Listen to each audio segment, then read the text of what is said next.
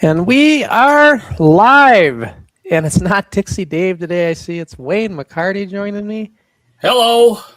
You know, Wayne, I didn't want you to think that I didn't want you to be on here today. It's just, it's an early Group W show, and I just don't know. Fine. I don't know if you like watching the early stuff when we were really young and didn't know what the hell we were doing, you know? That's more fun to watch. Yeah, you like the, yeah, it can be. It was the you kids getting together and putting together a ring, putting on a show. I mean, that's pretty impressive. Yeah, and it's this. What, you started at 14? I was 14, yeah. The Super D's, this is their very first show, and I was just doing the math. This was 1985 in January. They were still 8 years old. My. Yeah, they would have been turning 9 that year, I think. Yeah, because it was 85, because they were born in 76 in May. So, yeah, so they were really, really young.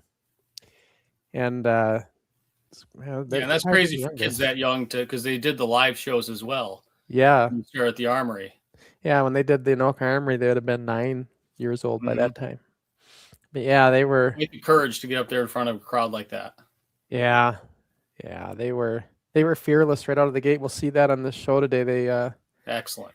They, would get thrown out of the ring, and we didn't tell anybody how to do anything, and so they just dove out of the ring, on the concrete. That's part of that 80s, grown up 80s though. Like we weren't shit. Yeah, a little bit more Daredevil. Yeah, we'd take our bikes off. We'd make our own jumps and stuff, right? Yeah. As kids. Yeah, definitely had fun. And we brought that into the wrestling for sure. And this is show 33. Now, I also have another little preview. I kind of threw this in last minute that we're going to watch. I've been doing some, all the restorations I do for all this stuff is done through what's called Starlight, Project Starlight through Topaz. And they have their next generation of restoration software now, which I have, of course. And it's still in early, I want to say it's still kind of in development because they're going to fine tune it more, but it's called Starlight Precision 2.5. So it's the next level, and it really concentrates on faces to make faces look better. And so I'm going to show a preview. I took a bunch of, like, a little bit of Group W, a little bit of the Garage, a little bit of Fred Moore, I think, and Outside, and some Armory, and just kind of show everybody what this looks like. And this is 4K restoration because that's the new. They can actually go up to 4K pretty good. And so I'm gonna, even though we're in 1080p here, you'll still see it'll still look pretty good. I mean, even though we're in 1080p on the stream, when I show this 4K video, it's gonna obviously look. You'll see the difference, but there's issues, and you'll see when we watch the video.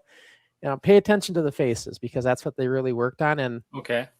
And you'll notice that there is some issues I think everybody will pick up on. I'm going to see if they do, but we don't have our normal crowd right now. Gizmo and those guys aren't here, but all people will watch it in replay, and you can always comment on the stream in replay and let us know what you think too. And I'm gonna eventually put this up on YouTube as well, and then you can watch it in 4K. But I got to do some more work. This isn't quite done yet. I haven't done any color correction on it yet, so. I'm going to show that. With the process you have to do to. Oh gosh, yeah, it's a lot of work, and it's time, and Are all your old copies on VHS tapes? Well, they were. Yeah. But I've captured all that now, so everything's digitally captured. Yeah, and because VHS wasn't meant to really last. No, to be able to continually play it, it degrades. So right, anybody who's got their wedding or something on VHS, you're better. You're really. Get it transferred sooner rather than later, because it'll just deteriorate over time. And if you don't do that, eventually it's going to be nothing. So if you get it transferred digitally, at least you preserve it for a lot, all the generations to come. For those who have kids, they can pass it on and pass it on and pass it on. I wish, I'm just thinking, like, when I think of my grandparents and all the stuff they did, it's all black and white pictures, and I can't really visualize.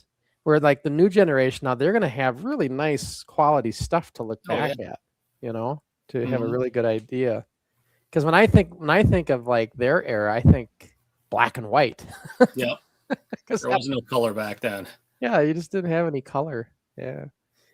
But yeah, this is a Group W show we're gonna watch today, and it was recorded in I think. Well, actually, I said January. I think it was February.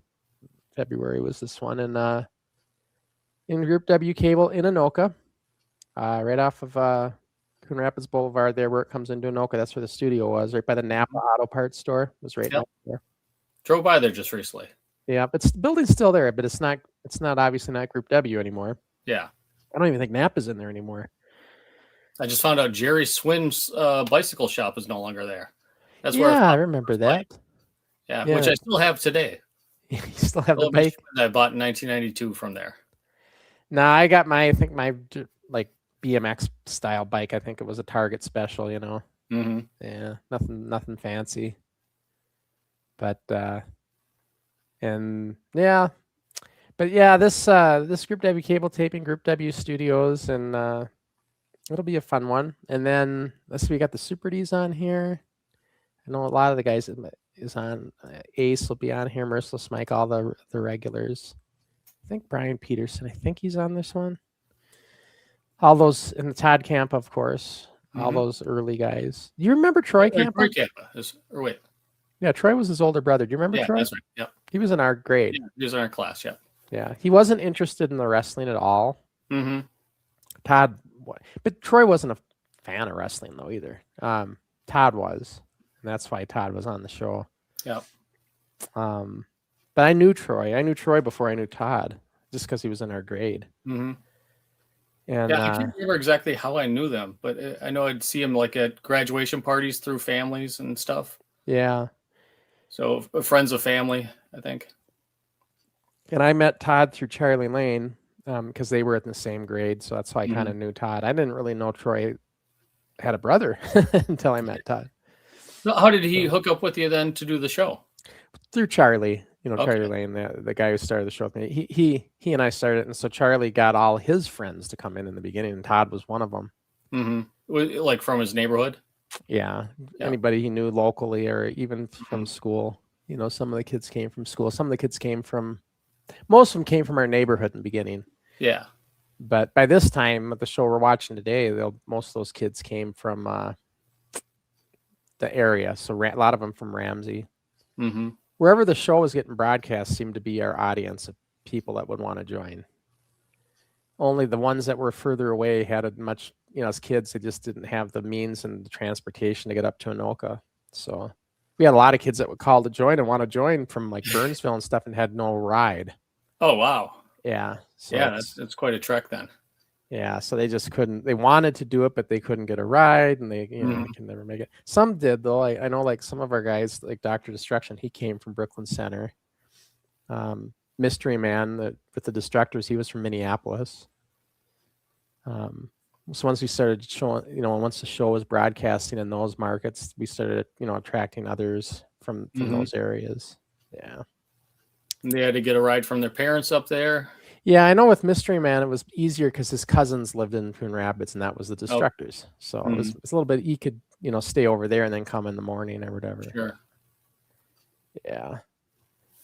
So, and like none of us drove. So it's like they couldn't just drive up. And I know a lot of the kids, though, back in the day, they would bike. Like they'd bike to the studio or they'd bike from, we do these long distance bikes. I drove all around Anoka on my bike there in my youth. I ride up to the Anoka drugstore because I lived in 7th Avenue in Grant near the state hospital. Oh, yeah. Yeah, right down the road from the high school. And so I'd ride my bike up to Anoka Drug to look at the wrestling magazines there. Oh, yeah. Yeah, that Anoka Drug, and the other one I look at wrestling magazines was... That was right in your neighborhood, right? Yeah, Anoka Drug was by Uman's IJ. That was right close to us. Right by the Rocky Park. For wrestling magazines, yeah, I'd go there. I'd also go to Was it Franklin's? Ben Franklin's? There's a Ben Franklin's down on Main Street for a while. They had wrestling magazines. A little dime store. Snyder Drug next to them. Right. The Snyder Drug, I think it was. I'd always go and look at the magazines. Was a Snyder Drug. Yeah, that was right next door. Yep. Yeah. And the wrestling magazines, they were always the normal ones that you worked for, Pro Wrestling Illustrated, The Wrestler, Inside Wrestling. But then they also had those ones from Mankato from that guy. Norman something. I think it's Keitzman. Keitzman, yeah. Yeah. I'll tell you a funny story about him. I was such an AWA mark that I remember he did those wrestling cards. Remember? Yeah. And so I don't know if it was the wrestling cards. But I asked him. I said, "Do you have any old program guides or episodes or anything? Because I'd love to collect, AWA stuff at the time."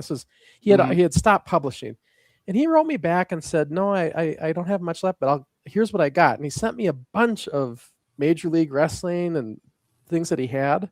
Yeah, because he did programs for all the different promotions. He did. And he sent me 2 sealed wrestling cards, Wrestling All-Stars. You still have those? I did for a while, but when they went way up in value, I started selling them. I sold them actually when I don't know, I think they're worth a lot more now. But I got pretty good money. The Hogan one goes for a lot, graded. Yeah, I got mine graded. Of course, mine didn't. I thought mine would have graded really well, but they didn't. I think they only got like a 8 or whatever. Yeah. But even that, the Hogan and the Andre and the Flair, those were the 3 that got the most money. Yeah, pretty cool though. I had those, and I thought, gosh, I should have kept them. And I think I could have got more from him. He had more to I could have contacted him, bought more even. Yeah, because he sold those in packs. So I think it was $5. I've seen the ads recently. $10. I think $10 is 2 series. Yeah. Yeah. A lot of people consider that Hulk Hogan's rookie card. Yes. Yeah. Well, there is some debate on that because they weren't in packs. These were just sold in sets. So complete sets. And they weren't mass marketed either. So you couldn't go to the Ben Franklin and buy them. And the quality was hit and miss. You don't know what you were getting, like as far as how they were cut. But I remember they came in a brick, all together, shrink wrapped and everything, all sealed. I remember that's how they came. So it's kind of cool. Oh, and he just sent those to you. He just sent them to me, just to be nice, being a nice guy. And then I think when I contacted him years later, because I wanted to get more, he's like, I don't have them anymore. He sold his stuff off to another place. I forget, like another publisher. And when he sold it, they got everything. So anything he had went to them. But I was going to show this. I have a couple of these, and this would be kind of neat to see. I don't know is that coming through? Can you read it? Fresh Lesson Spectacular. It's not backwards, is it? No. Okay, because on my screen it's backwards. Yeah. This is Eddie Sharkey's posters. He used Lethal Larry Cameron there, right by your hand, and I think what was the Terminators? Yeah, I think that's Lethal Larry. Terminator. Eddie Sharkey with the Terminators. And I'm not sure who the lady is. Women. I don't know who the Golden Girl or Danielle Monroe. I've never heard of those two.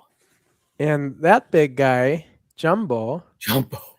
Yeah, he called it the Northeast Wrecking Crew. Him and Jumbo and Shelby, but Eddie and him got into it. They got into a beef, and they had a split. They kind of split. They stopped working with each other, and he put a cease and desist on Eddie Sharkey. Oh, really? Yeah, well, not a cease and desist, but what do you call it? A restraining. Oh, restraining order on him. Yeah, like he couldn't. Yeah. And I remember Eddie saying to me, "Can you believe that big guy like that?" And he put on Eddie. Yeah, he's about twice the size as Eddie. Eddie's not a big guy. Eddie just couldn't. That's an awesome poster. Yeah. This is another one. Yeah. And I just got. Notice how. Who else we got in there? Ricky Rice. This one. Oh, I think I have my glasses on here.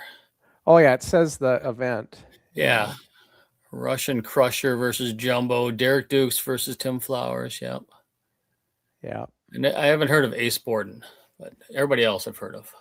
I don't know if I remember Ace Borden either. Yeah. But this was at the American Legion, Tri-City American Legion in New Brighton. This particular one. And yeah, he'd always do these big posters like this, and they're very nice and printed up. And I saved a couple, got a couple of them, and I thought with your wrestling history, I think that was kind of cool. I have a big collection of the posters too. You got a bunch of those too? Yeah. Not from that old, but from the times I was taking photos. So yeah, that would have been 86, 85, 86 era. All right. Well, I'm gonna show that 4K footage first, because I want everybody to see what that looks like. But before I do, let me just do this.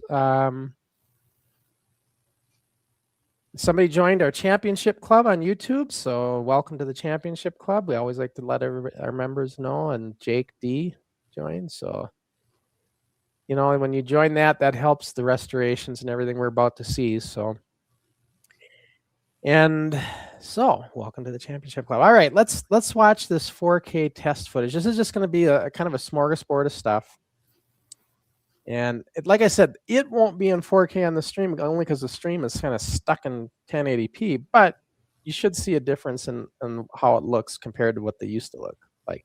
I haven't dummied this down or anything, so it's going to come in as a 4K video, but it will only be playing in 1080p. So, I mean, obviously because our stream is. So let's take a look.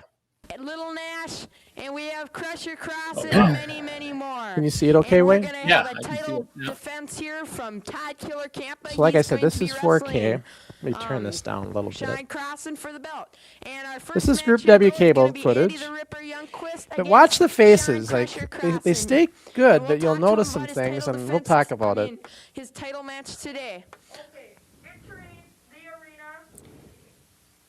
And I only show like maybe a couple minutes worth of each era. Andy the Ripper. Andy, obviously, when the camera gets closer, it looks better. That's always the case.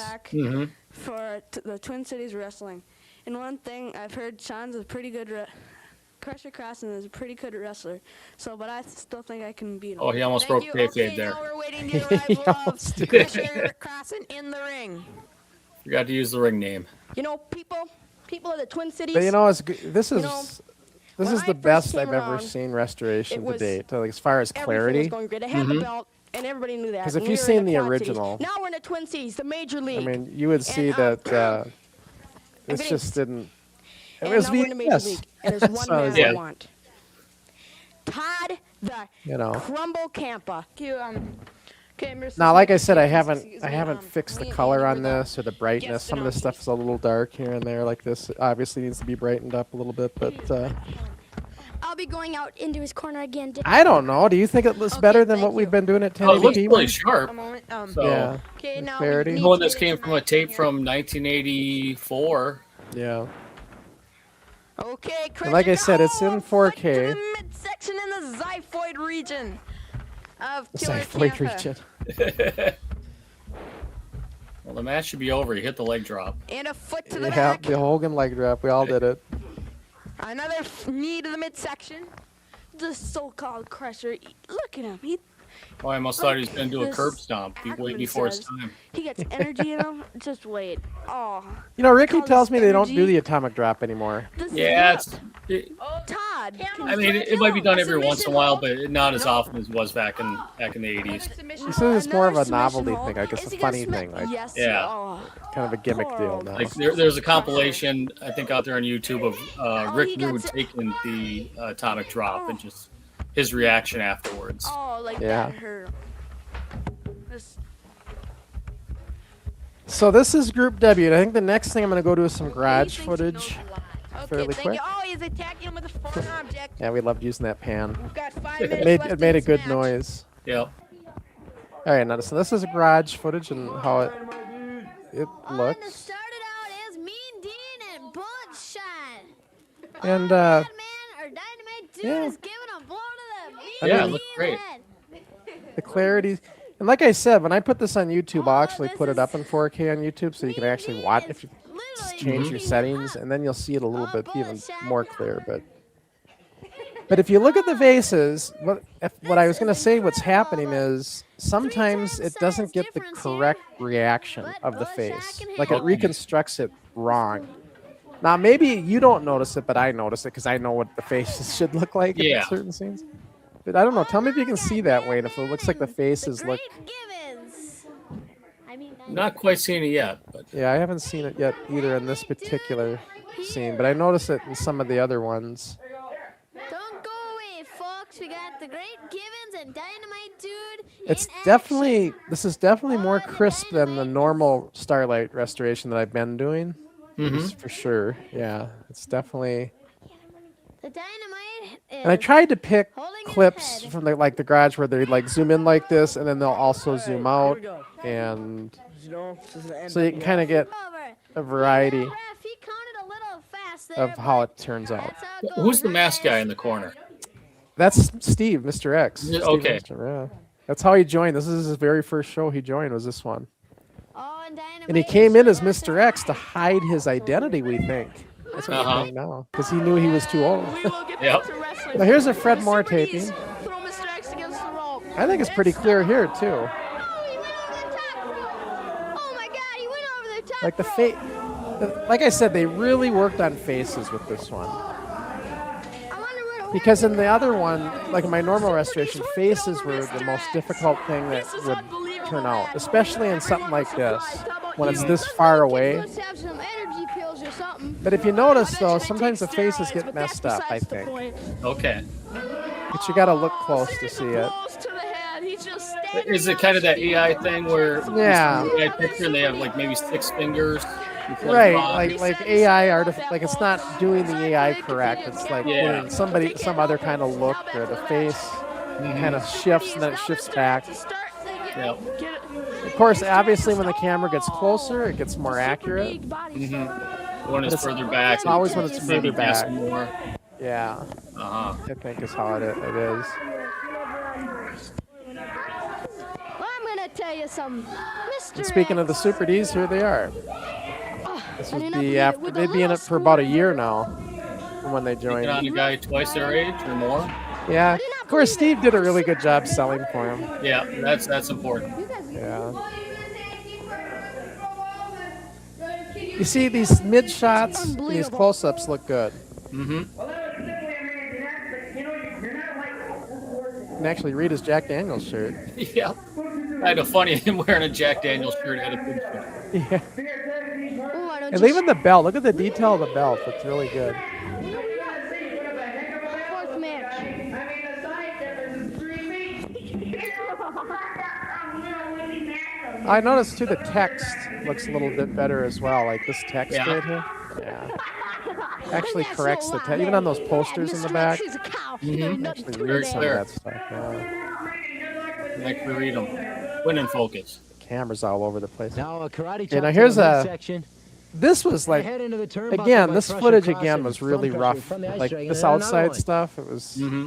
Now setting off. He's gonna take it from pillar I think to it's post. And he goes the outside clarity's the pretty ring. good here too. And the fly giving a little bit of extra attention onto him. Now Kelsey climbing up on the ring apron a bit there. He doesn't like what he sees. I don't like what I see either. He's wearing my pants. Getting out of the way. Now he's coming over the ringside table. If you can see this, you can't. Crossen looking for him. He can't see what's going on. Metal chair. He can't. Now, wait a minute. What's going on? Kelsey. Oh my gosh. The Dragon hits Crusher with the chair. And again, somebody's got to go in and stop this. The referee says ring the bell. It's out of control. And here come the Barbarians again. And look at the ice. Is this Dragon one a and little the bit fly harder go for the now. restoration with the bright sunlight? Number 2. Yeah. He wasn't Yeah, it's at the always ring. harder Yeah, on it's He the. Funny came day up to the there. parking lot. So it would be a handicap Now, these match, interview 2-on-1. segments turned out nice. They Yeah. pulled one at a rack and we'll express it. You haven't heard the last of Like us knowing what Mike invaders, looked like, that and get into that looks 20-man like battle him. royal. That should move us up in the rankings. We threw Conan out. Yeah. And I settled it with my partner. They also hurt my partner. That's another reason I'm not happy. They injured Mr. Destroyer. But that doesn't matter to me that much because Now, this is probably the roughest, Oh, what a body slam. just because it's so far away. Disco Kid on The top. close-ups are Invader good, four, but he's when a little watch the dazzled on the faces when ground, it's he's like getting this back shot. up. Ooh, a blow to the midsection. He telegraphed that move very well. You can see that one coming a mile away. He caught a big fist right in the guts. I don't know. Do you think it's worth doing this? Oh, I think so, That'll rattle yeah. your cage. Yeah. But he got him again, telegraphing the move. There goes the mystery man chasing someone around up there. He's got a chair. 4K is Action the in way ring, it's out of the going. ring. Hey, look out! Does it look 4K to you? Now they're coming. Yeah. Yeah. Now look at there's a good example. It's obviously stopped, but look at the faces and the Yeah, commentators. the background, the announcers. Yeah, that's just not quite right. Yeah. I think, They I look think- a little messed up. but I think as they come and they develop, because this is 2.5. They're eventually gonna have 3.0, and they're gonna do. Sure. And I think when they get it more fine tuned, they'll get this better. So Mhm. I'm not gonna go, into it quite yet. I'm going to let this develop a little bit, and I'm going to keep doing my 1080p restorations. But then maybe I will, shift back and make everything 4K, because to do 4K like this was a 9 or 10 minute clip. It took the computer and everything about 30 plus hours to process this. Oh, wow. That's how long it takes. Yeah. Yeah. For that short a time. For just that little clip. Yeah. Yep. But pretty interesting stuff. So anyways, that was just a little bonus. All right. I'll bring the show in and we can keep talking way. Well, all right. Keep going here. So get this started.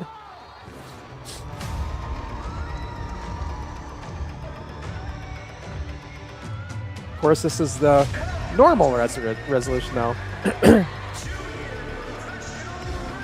I mean, that's going to be a good comparison. Like, you remember how what we just watched, how it started out at the studio, right? Group W cable.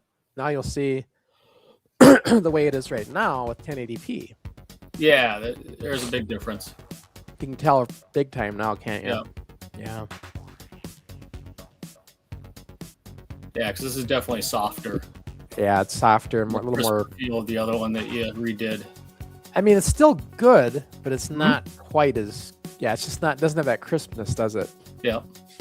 Yeah. I mean, this intro's a little rougher anyway, just because it wasn't Project Starlight yet. But now this will be. Good evening once again, ladies and gentlemen. Welcome to the newer version. But even this isn't quite as crisp. Wrestling Federation soon coming to California, New York, all across the nation. I don't know. Wow, it's expanding. It's funny because I'm reading this book right now. It's an old book, The Death of the Territories. Yeah. Where it talked about the expansion. Where it wasn't just Vince McMahon trying to expand, but everybody else was trying to expand at the same time as well. So, but here the NWF was expanding out to California and other markets. Well, this was the first. This is show 33. This is the very first NWF episode. Thank you very much, man. We were the Twin Cities Wrestling Federation the week before. Okay. So this is why he announced this as NWF. Going nationwide now. Going nationwide. We were Had you started sending the tapes out? Yeah, the show before this went everywhere. Well, stay tuned. So that's why I decided let's change the name.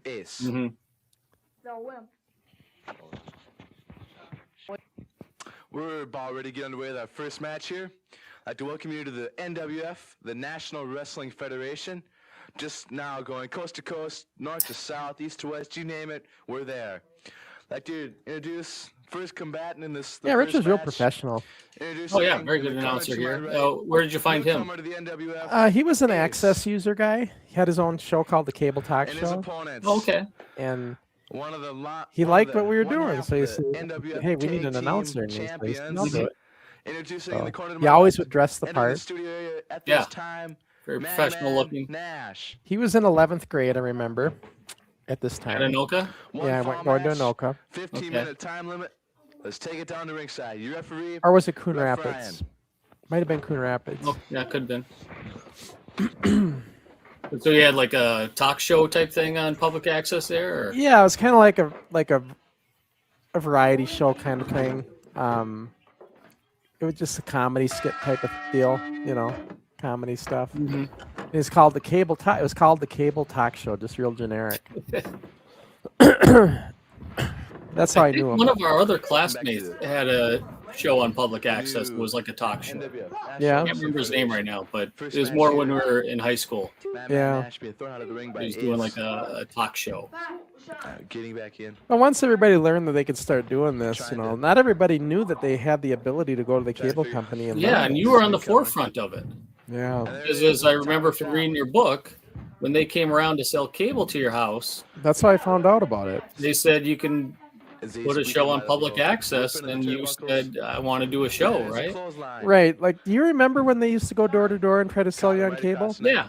They'd have a big binder, and they'd go over all the they'd have a page for every channel, like USA Network, all these other, and then they had a section on community television, public access, and when they pointed out that we could go and make our own TV shows in the community, I was like, tell me more. Was this your first idea, wrestling? No. I tried doing all sorts of things. I tried doing comedy skits and just different things, and nothing Nothing worked. Nothing. Charlie and I even did stop motion. We would make a little wrestling ring and we'd use He-Man figures because wrestling figures weren't out yet. And we would make matches stop motion. So you just film a little bit, film a little bit. You know, and then you put it together. Until '85 that we got the wrestling figures. Right, like the Remco guys. And we were using He-Man guys because we didn't have the... And we made our own ring, you know, a little ring for them. And we did stop motion in that, yeah. Now, did you actually get those put on public access, or you just tried it and didn't like the results? And I think we just tried it, but we realized stop motion was a lot of work because it took.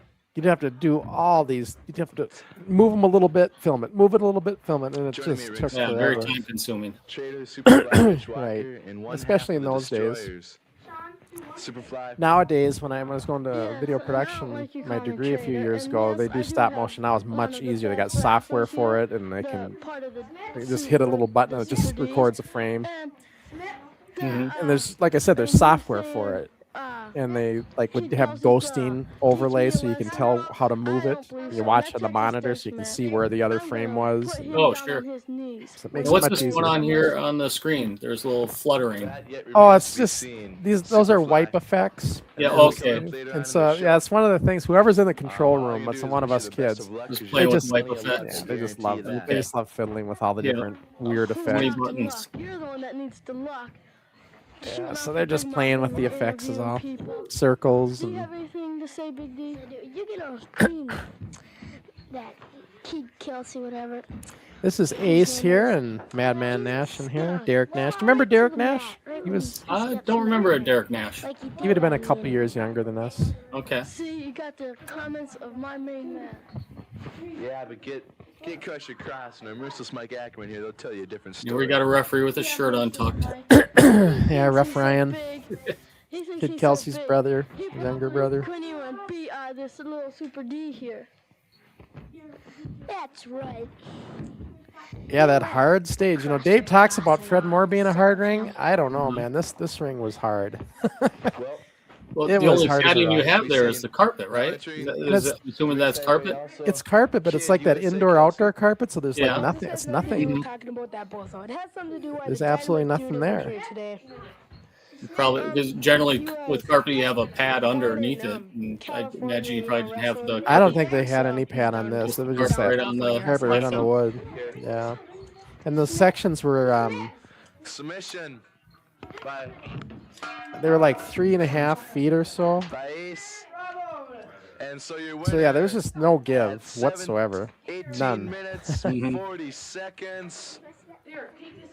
Derek, Madman But Nash. they had what looked like a ring with those ropes. No. It was so much better than what it used to be because before that it was just a stage without the ropes. Yeah. But no turnbuckle pads. No turnbuckle pads, no. We didn't know the concept. How to make those. We learned that in the garage. As soon as he comes, I'll let you know. I'd like to catch up in action.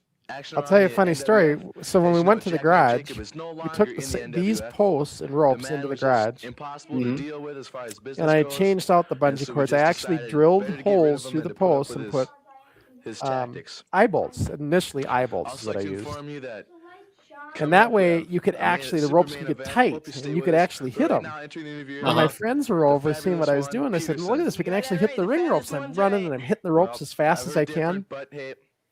And because they're wood posts, one of them cracked in half when I hit them, and I went flying out of the ring.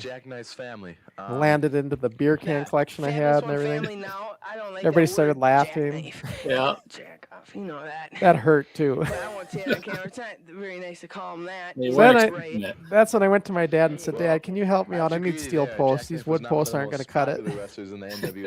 And he worked down at the Energy Center, so he got me 4 big pipes. Yeah. That's how we got it. Steel posts. Rough House, whatever his last name is, I don't really care. Yep, courtesy of the Minneapolis Energy Center, got our first ring posts. Another match to stay tuned for. Right now, it's just PVC pipe. It's just wooden posts. Oh, wooden posts. Yeah, that's what we got right now. Introducing the first combatant, fabulous one, Peter Pan Peterson. You got that wrong. It's the fabulous one. You know, Brian, his gimmick was good. I liked. He always looked the part. Yeah. Well, you were informed wrong. He dressed real nice like this all the time. The only thing is, for his matches, it took him forever to get this stuff off. Well, I don't know. To undo his bow tie, undo his shirt. Oh, and then he wrestled too. Okay. Yeah. He kind of looked like Peter Pan, but Fabulous One Peterson is seconded by Superfly Rich Walker. And now introducing his opponent, the heavyweight champion. This one, Crusher Crossen. So let's see, 1985. Crusher. Yeah, we were going all over now. This is like the, you know, when we first started the show, we were only in Anoka, Ramsey, Champlin, and Andover. That was it. Because that's where the cable went, were those 4 cities. And then how did you figure out to mail out the tapes to other cable companies? Did Group W help you with that, or? Well, Group W informed me that, you know, I learned quite early that there were other community televisions in other cities. And Group W had other areas. Roseville and Shoreview, that was their Group W market. Okay.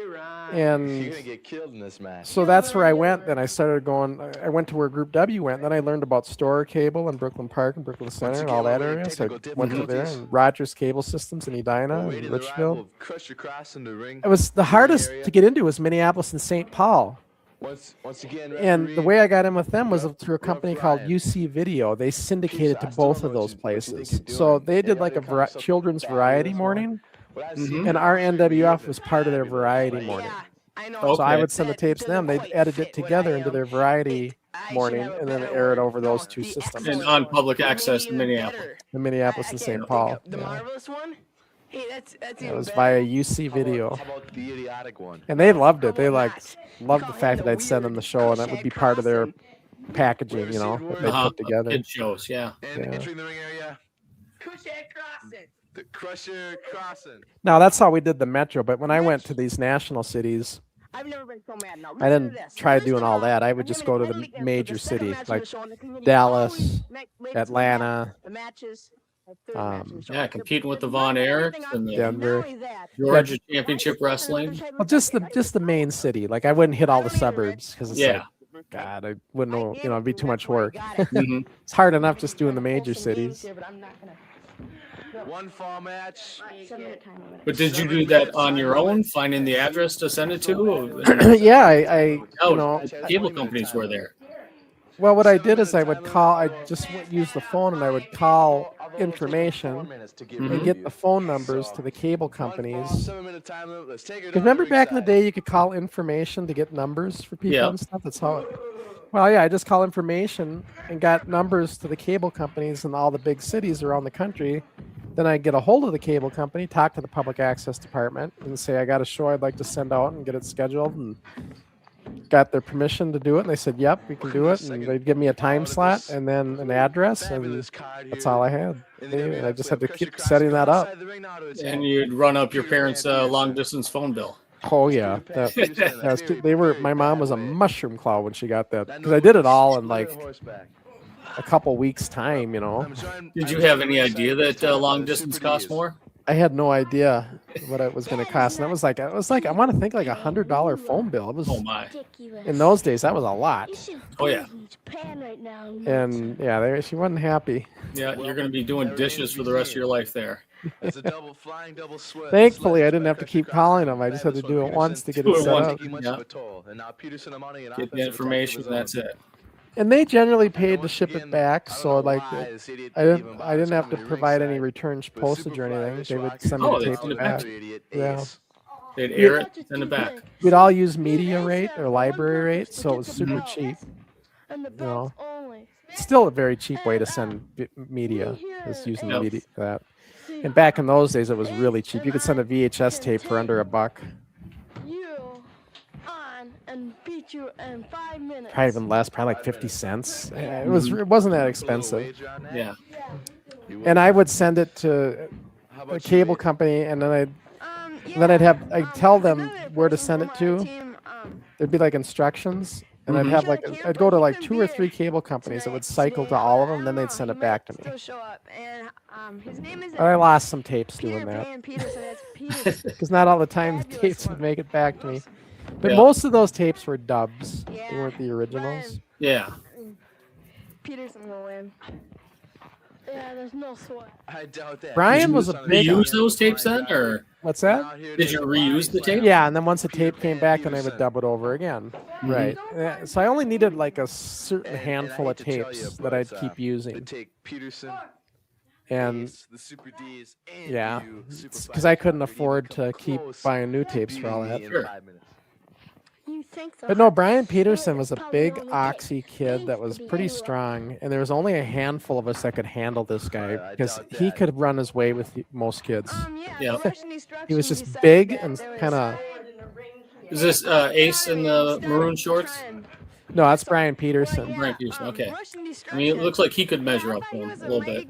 Yeah, I was gonna say that's what I was talking about. He was pretty pretty strong, and there's only a handful of us that could handle him.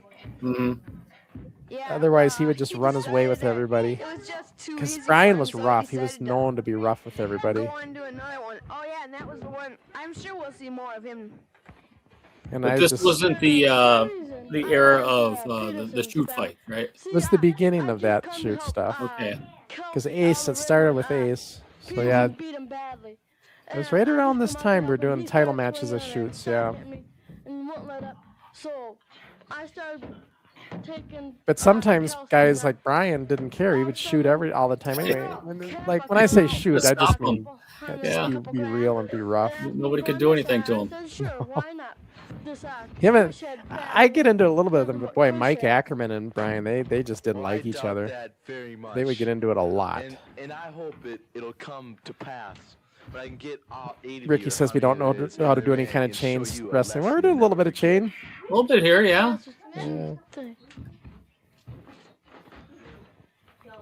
I'm hoping of course, Ricky. We didn't see much chain wrestling in the AWA at the time. No, a little bit with Brad Rangens, a little bit with Billy Robinson. Yep. I ain't never gonna go. I'm gonna make you go. Yeah, right. I think Ricky though is afraid to show himself on the forward because he lost the belt. Let's get back to the action at hand here, where I'm sure Crusher Crossen. Yeah, it's like he does. He lost the belt. I noticed they put out an advertisement at Full Tilt Wrestling. They're doing a unification match now. They're having their champion against our NWF champion. Oh, really? To unify to do a unification match where see if one guy can hold both belts. They're gonna try title for title. And he strikes back with a forearm to the leg. I think that's gonna That happen. works out. Yeah. Forearms to the back and the shoulder. It's funny. You know, it started here, and now that NWF belt is in Europe. Yep. Now rakes his eyes across the ring. Now worldwide, not just national. In a very bad way. At least we can say it is a true world title now. Yep. Or rather, Not just a kayfabe world title. between Crusher Crossen and Fabulous One Peterson. So, you know, when we were growing up in Anoka, you said you didn't get cable right away, right? Oh, I didn't have cable until maybe like 1990. Yeah, so you never. We only got it because my dad was bedridden for a while.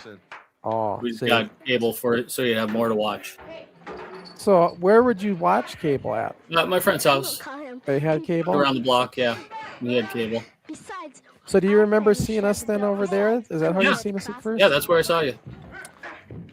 Now, do you remember? After school, we'd sit down and watch TV and flip it through the cable channels, come across Yeah, NWF. channel And then I surfing, think right? that's you and like I think I know this kid. Maybe I didn't realize at first that it was local, you know, because it's NWF nationwide. So, 30 seconds. I think we might have had an art class together. Yeah. If you had art with Mrs. Baker, do you remember making a clay castle? I don't remember that. Art And that's class? all she wrote. I thought my Maybe- art class was with it. It wasn't a lady. I thought it was a guy. Okay. Maybe it wasn't art class. I thought for sure we had at least one class together. But that was in Sandburg, I think. I don't remember Fred Moore where I was at in art. So you were at Sandburg till 8th grade? I was in Sandburg through 7th grade, Seventh? and then 8th and 9th at Fred Moore. Okay. And a little bit of 10th grade at Anoka before I decided to quit. Come on, what's the next match, I wonder? So I think I did a half a year at Anoka. The only good thing about Anoka was the lunch. Welcome back. It had a really nice a la carte. Already conducting an Yeah. interview with Rough Ryan. Yeah. Rough Ryan, come on in here. Just way overcrowded though. That it How was. you doing, Ryan? Just fine, Rich. How are you? Yeah, I'm Pretty looking good. at Get to go a this, little Wayne, loose and like microphone. We're having some technical difficulties today. what we Please just bear seen with on us. that 4K restoration was so much Ryan, clearer how than you guys this. Oh, doing? yeah. Appearance. Big that difference. got to do with? Well, I dropped out Pretty Boy Peterson. with So the that's Crusher coming, guys. The Crossen 4K restorations will be Give you a coming, whole new image, but I'm not gonna whole rush new it because I know it's reputation, gonna get better. So I'm everything, gonna huh? let them kind of fine tune the Okay. program. Who- But I'm who gonna you keep be up wrestling on it. I'm tonight? gonna keep doing tests and I have a everything, and handicap match against, I'll upload tests the new every now two and then so kids, everybody can kind of see Taylor, where it's at. Todd and Terrific Troy. Okay, I believe we're In the meantime, I'm just gonna continue already with the conducting a 1080p review down to restorations. the brothers, the D brothers. Is that what they're called? Come on in. Rich likes messing with their The names. Destroyers. I just been informed. Looks like a couple midgets to me. Yeah, the Super Ds. Let's play the total heel here. Did you think he was a fan of wrestling? Oh, Rich was, yeah, for sure. Well, that's good. You have a handicap match against All the Rough Ryan, kids huh? liked How do you Rich think you'll do? too. Like the Yeah. yeah, we all liked Rich. We'll beat 'em. You think he'll beat him, huh? Well, 2 against 1. I should think he'd beat him, but that'll remain to be seen in time. How come you guys decided to come in the NWF? We were watching the show a lot, and we just liked it. Just like it, huh? I like how he's You holding the did mic tryout for him. tests and, and everything proved your capabilities. I'm guessing the wire doesn't go down that Welcome far. to the NWF. Thank you Yeah, for it's being on the show. limited. We're We'll be trying to right do back the with drop some down more mic like exciting they do in the action. AWA, you know. You know, that's something too that a lot of Well, we didn't realize Once when you're getting again, interviewed as a ready for wrestler, the you next should never match? grab the mic Special and take it. attraction Like you should handicap let the match. interviewer We'd like to hold it, introduce the and first we'd contestants, always grab the mic. newcomers to the And after a NWF, while, some of our announcers would the be like, D "I'll brothers, hold the the mic," Destroyers. like not let them take it. the There was midgets, a I guess. local manager, and also he became a like an interviewer at a Midget, you know? And there, wrestling event that was taped for TV. in this handicap Yeah, it was match, Mortimer Plumtree was the his invincible manager name, Rough and for Ryan. this interviewer thing, he called himself Mike Rough Ryan, are Stand, you ready? Yeah. Call because himself- basically the interviewer is really just a mic stand Rich holding the Wonder. microphone. One fall, 6-minute time limit. Little- Yeah, down he to should be the ringside. one holding the microphone. The wrestlers just Look at this little league spelled wrong. Little league spectacular. the light heavyweights. Well, this would be our little league. Would be the lightweights, yeah. Now we'll watch here when they get. I'll show you when he gets thrown out of the ring. I'll keep an eye on it. One of the And D's, handicap Super isn't D's, spelled right, especially but lots of goes and spelling attacks errors Rough here. Ryan. Whipping it upstairs, there's a kick in the guts. But this is a Super D's very, D's very take first match ever. No training, no nothing. Those, of course, the words But you know, of as Edward kids, we're Coffey. all fans of wrestling. Everybody on this show is on it because they like Yeah, wrestling. Edward Peter Pan-esque. We watch it every Peter week. Pan, Peterson. So everything we do in here is we're just emulating what we watched Number 1. as best we can, you know. He's number 2. Yeah. We decided that we were just gonna go That's why you all see in, so get many the tag team clotheslines belts right here. and elbows and leg drops because that's what was Our partners really- 80s wrestling was all Yeah. about. Kicks, you guys know punches, since I'm gonna get a hip tosses, championship belt Yeah. for that Arm Crusher drops. Crossen. and the Although claw. hip tosses, it took us a while to learn those, but Yeah, a little bit more As advanced. there's yeah, 30 I don't think we're seconds doing left in any this hip match. tosses in these days. Let's see if he gets thrown out. Is it here? Between Rough I'm Ryan guessing and nobody's going the to try a Super D's. high elevation Yeah. back body drop. This There he is- goes. Dives right on. Whoa! That's concrete. Right he on does. his head. Oh my God, I can take. That's why they're all laughing. Inside this ring. You can hear Kelsey laughing, Brian laughing. We're all laughing because he just dove on concrete. You could have got a concussion. Oh yeah, and they would go to do that. That would become a trademark. They'd keep getting thrown out of the ring like that for the next few shows. So proud for our number 1, Troy D. Oh, the match is over. Yeah, he just dove out like a diving into a swimming pool. But these two, no shocker, went on to become. They were athletes. They went on to become professional soccer players. So. Mm-hmm. So why was that a handicap match? Was it because it was their first match? I think because we just didn't have a partner for Ryan. That was lightweight. I don't think Adam Nash was there, so we didn't have enough lightweights. So in these days, we only had very few lightweights. We didn't have a lot. Welcome back Okay. to the NWF, Major League of Kids Professional Wrestling. Right now, we'd like to welcome into the studio area, Merciless Mike Ackerman. Just back from a successful All tour these of shirts we're Hawaii. wearing, we made in graphic arts class with Mr. Manthe. Merciless. Remember Mr. Manthe at Oh, Fred? yeah, I had Mr. Manthe. He added a new Maybe that was a class we were in, Wayne. That could be. family. Because I was in his Rough House class. Boys, is that what they're I called? don't remember being able to make shirts though. Yeah, it was a screen printing project. It might have been I only had them as like because we'd have a shop class that was semester, but we'd do like 3 weeks of electronics, 3 weeks of wood, 3 weeks of Yeah, I remember that. printing. And home act too. Then We the do, home like- ec there's a class that you'd switch to every few weeks to a different type of class. Yeah, little kitchens. Is Didn't he learn how gonna to be cook and Puerto everything. Ricans, or is Yep, he gonna you be- try to make scrambled eggs, Yeah. probably muffins or pancakes. There was a woods class, shop class. I remember I had to make a toolbox out of Yep. sheet I metal. actually still have my toolbox. Yeah. Thank you very much, Merciless and Rough House.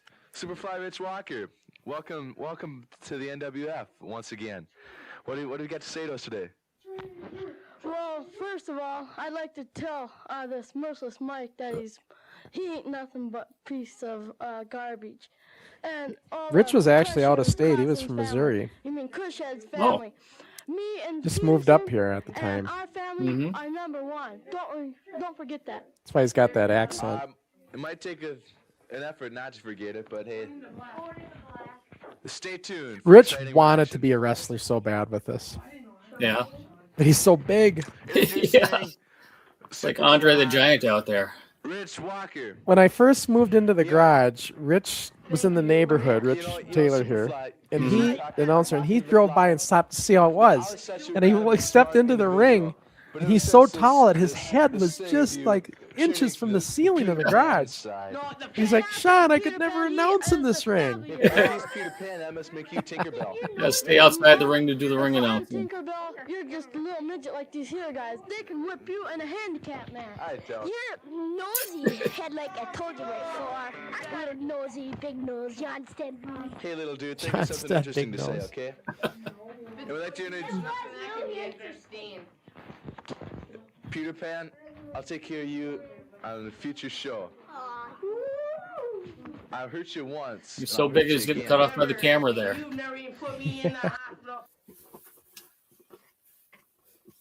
Yeah, the audio goes quiet like this is because we're taking out some kind of music that's copywritten.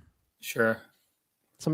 When it's just music, I can eliminate it pretty good. Which is interesting because back in the day they used music, and I don't think they got the rights to use it. No, they didn't back in those days. AWA, Really, I think WCCW that started with the music ring entrance. yeah, because like they didn't charge royalties in the beginning. Yeah. Like the artist net, but then eventually they started getting down on that. Mm-hmm.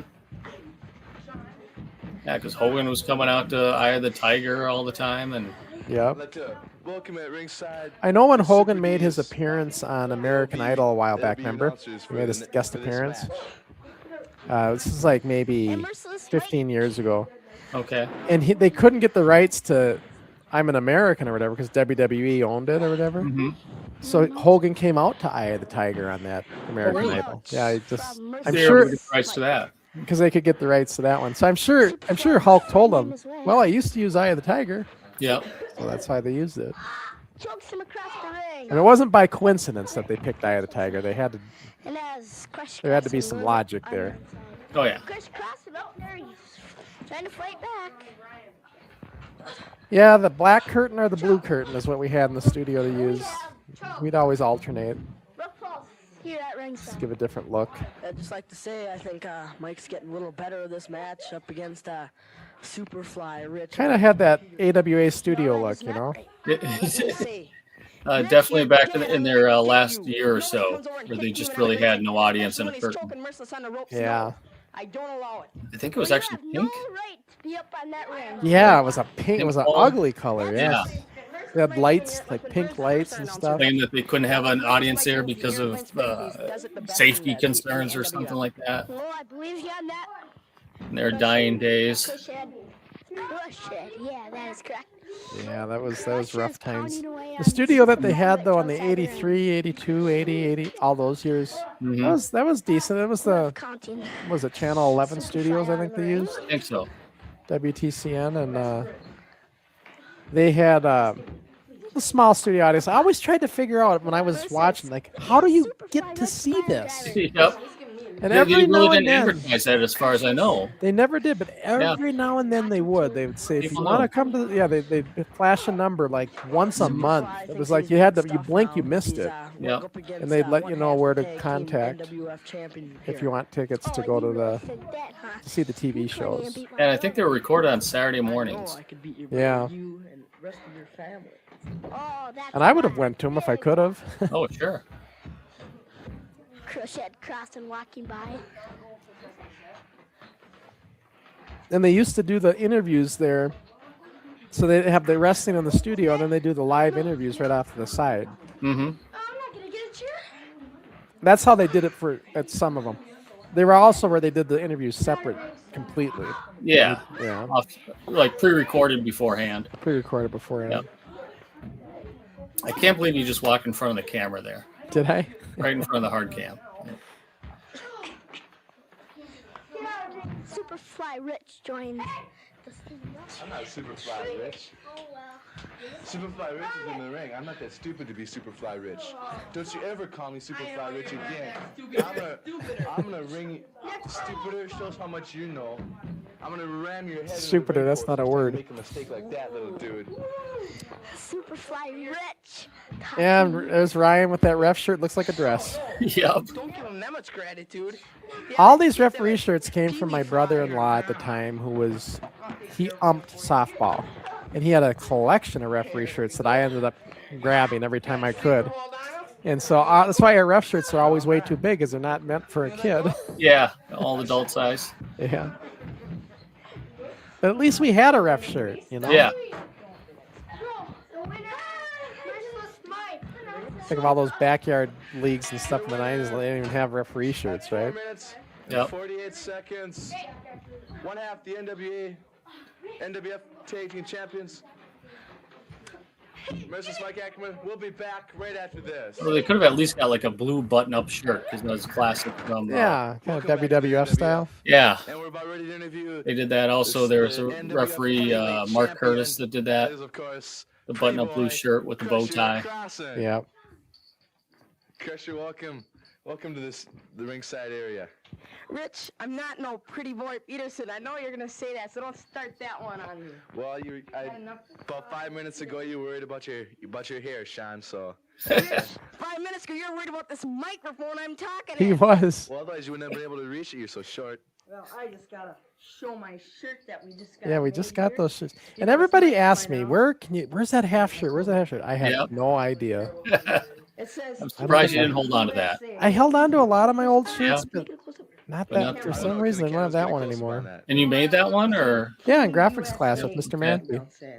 Yes. Yeah, Mike made his. See, basically, you had to bring in your own T-shirt or shirt, and then you that was your assignment to make a T-shirt.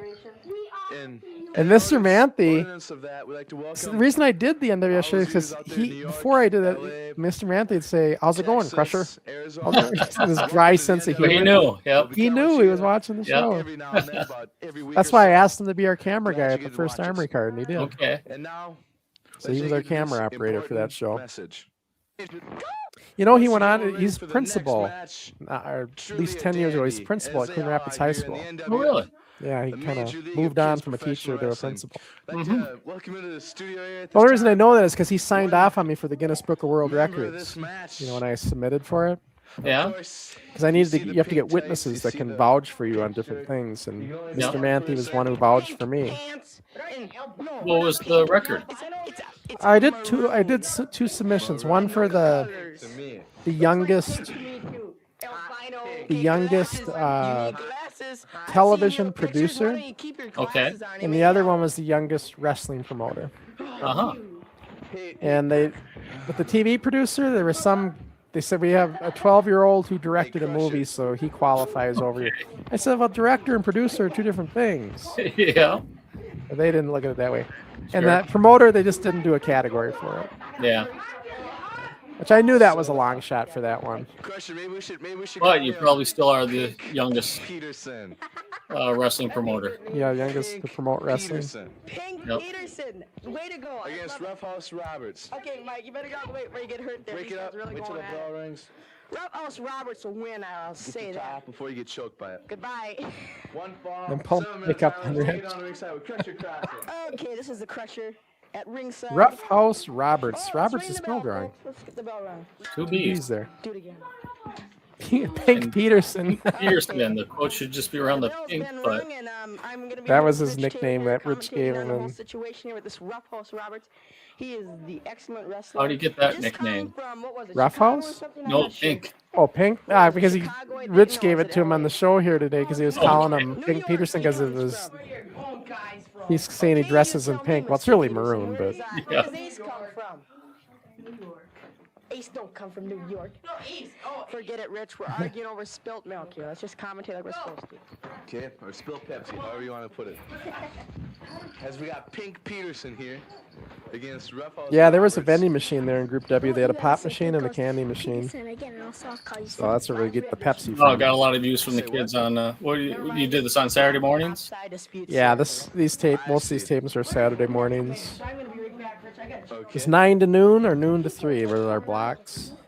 Yeah, you talked before about how you hated the Group W cable tapings for various reasons. Well, I and one time on one of your shows, I asked in comment if there's like anything positive that you learned doing Oh, these tapings. from Group I W? think you understood the question, but yeah, it's like, I don't know about you know, that. did you learn something about like, you know, being prepared for setup and takedown, that type of thing?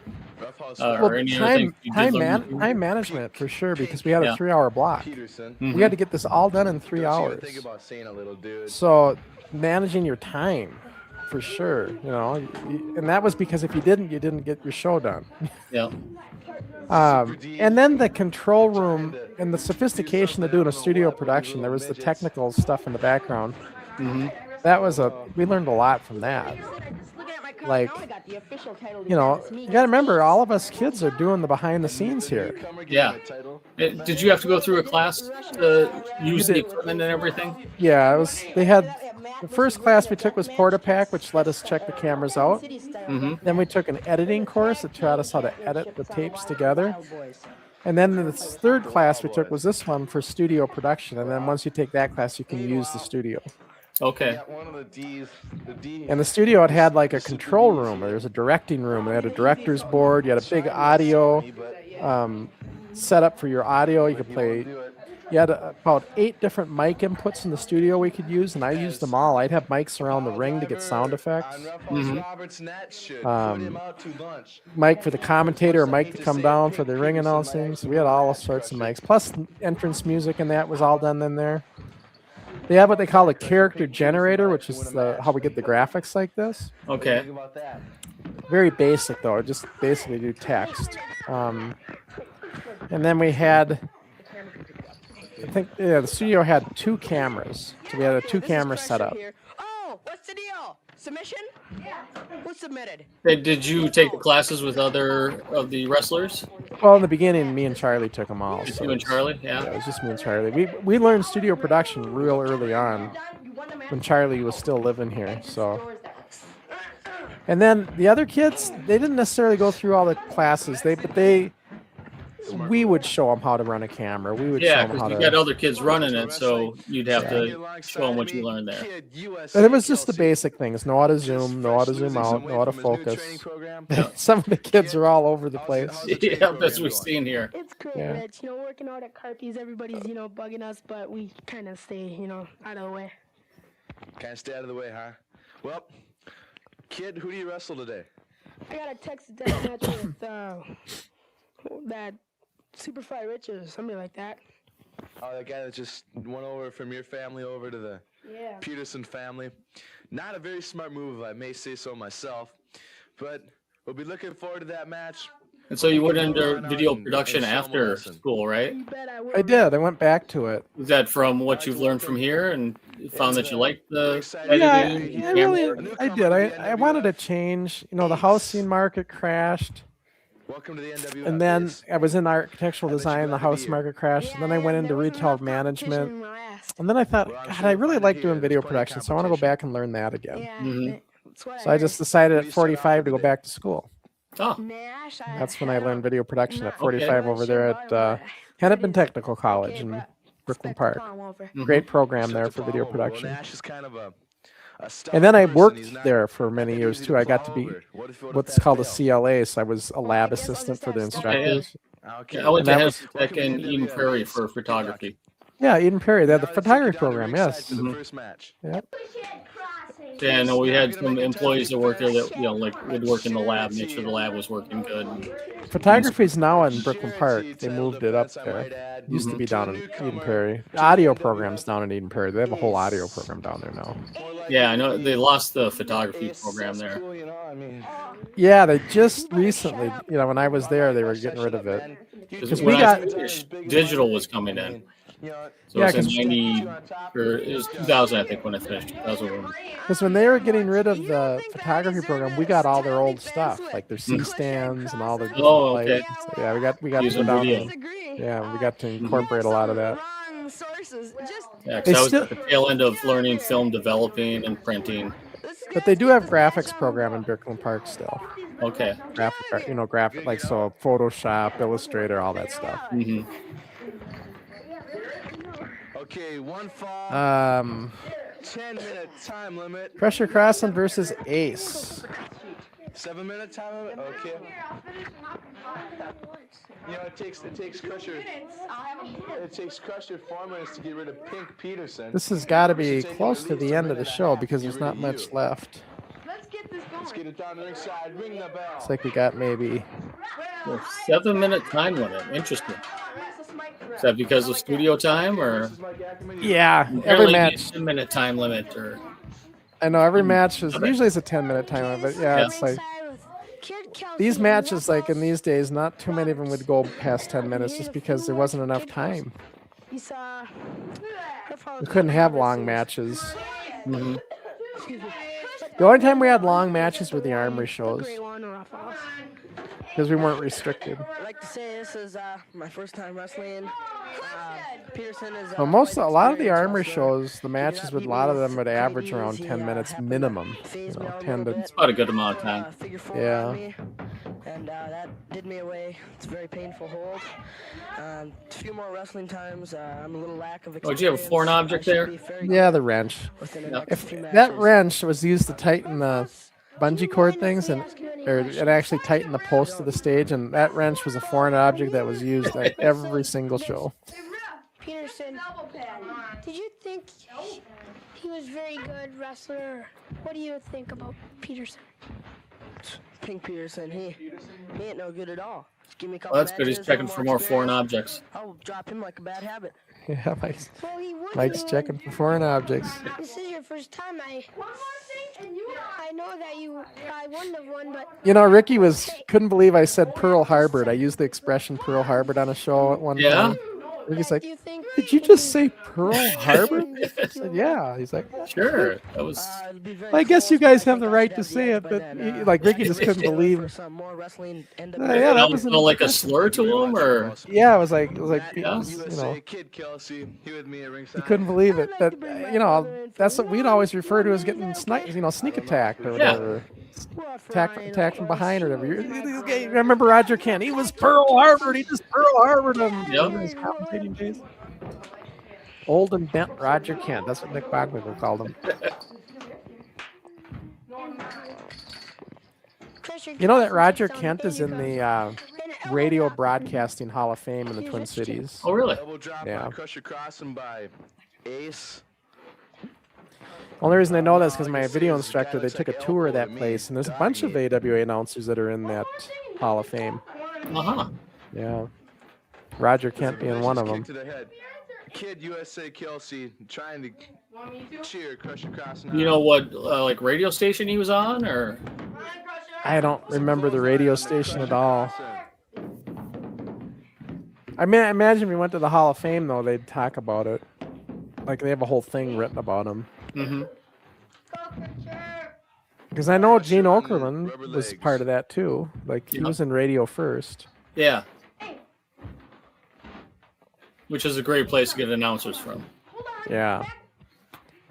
We just did lucky. Like Rich is a good announcer here. All of our announcers, Ken Boyer, Gary Galvaby, even like the younger kids that announced for us, like Brian Balaban in the Garage Days was really good. He sounded like Mike Tenay. You know, we had just or got CJ lucky. Pregler. CJ Pregler, yeah, he had a really young voice, but he was so into it. He was so into wrestling. He loved loved wrestling. Yeah, he's still in He's in Bloomington. Yeah, he teaches at my daughter's old elementary school. Yeah, I think he's still there. In Richfield, probably. Which I wish I would have known this when she was going there. I could have asked him about this. Oh yeah, he'd remember. Mm-hmm. Yeah.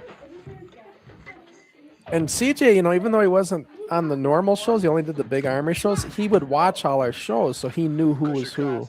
Oh, sure. So when he did the announcing, he knew who was. Because he was getting it down here in Richfield. Right, he was watching it all, keeping up on everything, and. Yeah. I am setting up the next show to lose the belt to Ace is what I'm doing right now. Oh, okay. That's why I'm acting like I'm delirious and. And that way, this would justify a rematch. Ace has the wrench. Is this going to go time limit? I think so. I would have to guess. With the 7-minute time limit, probably. I don't remember, to be honest with you, how this match ends, but I just know that in my mind, I'm setting it up because I want him to get the belt in the next show. Okay. But I couldn't tell anybody because they wouldn't go. That would not go over. A brand new kid getting the belt. Oh, that would have that would have pissed everybody off. So why'd you want to put on an Ace? I just thought he had a good look, be a good image, a good change for the show, and I did not want Brian to get it. That's the truth. Yeah. 15 seconds. Because he would have been the most likely guy to get it. Would have been Brian. And Crusher has him down for a 3 count. Well, it was a 3 count. And Crusher Crossen won the match. But just barely. Yep, barely. Crusher Crossen. 50 seconds. Crusher Crossen. Get some. Crusher Crossen. Sounds like it almost went time limit. Like you said, 50 seconds. Yeah, it was getting close. Appear to the ring. 7-minute time limit. Merciless Mike. And your winner, Crusher Crossen. You know, but this is kind of like, you know, now we're making it look like I'm actually hurt. And, you know, this is the kind of shit we do. We just learned this from watching AWA. They do stuff like this, so we do the same. And Rich is bringing him to some sort. Well, Midget better get out of there before he gets his face. I don't know why. Cameras are all over. Yeah, we got some dirty socks there. I'll tell you something. The socks were pretty good in the studio. When we went into the garage and everybody walked around with their socks on in the garage, their bottoms of their socks were black. I bet the moms had to be pissed. Yeah. Every time they did the laundry, like, what are you doing? Don't take your shoes off. Yeah. Oh, there's one more match still. Ah. It's a tag team match.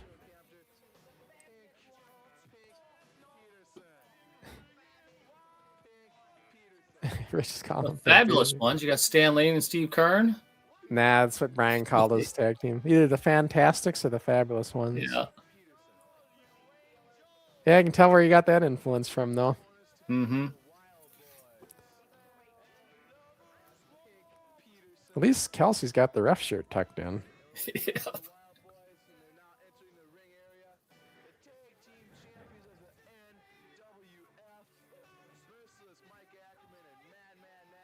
With the really high shorts like Terry Gordy.